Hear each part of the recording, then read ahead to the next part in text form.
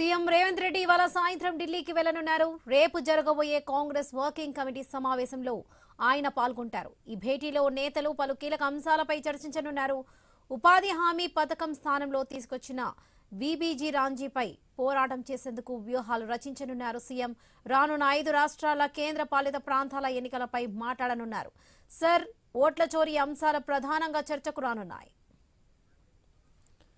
Right, ఇవాళ CM Revanth Reddy సాయంత్రం ఢిల్లీకి వెళ్లనున్నారు. రేపు జరగబోయే కాంగ్రెస్ వర్కింగ్ కమిటీ సమావేశంలో సీఎం రేవంత్ రెడ్డి పాల్గొంటారు. రైట్, ఇదే విషయానికి సంబంధించి పూర్తి అప్డేట్స్ మా ప్రతినిధి ప్రవీణ్ అందిస్తారు. ప్రవీణ్,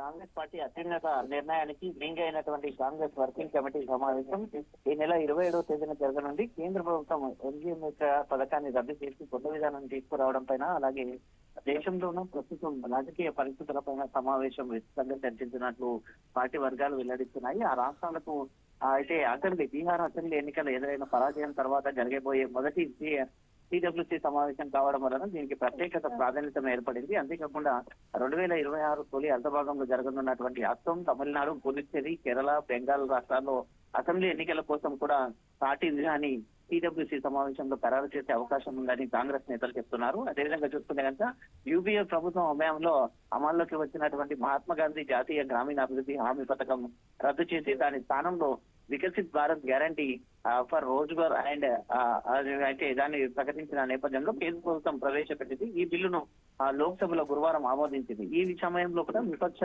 ఎంపీలైనటువంటి ఆ వెల్లోకి నిరసన చేపట్టారు. కొందరు విపక్ష నేతలు కూడా వీబీజీ రామ్జీ బిల్లుని ప్రస్తుతం అయితే తీసిపారేశారు. ఆ గందరగోళ నేపథ్యంలో లోక్సభ శుక్రవారానికి వాయిదా పడింది.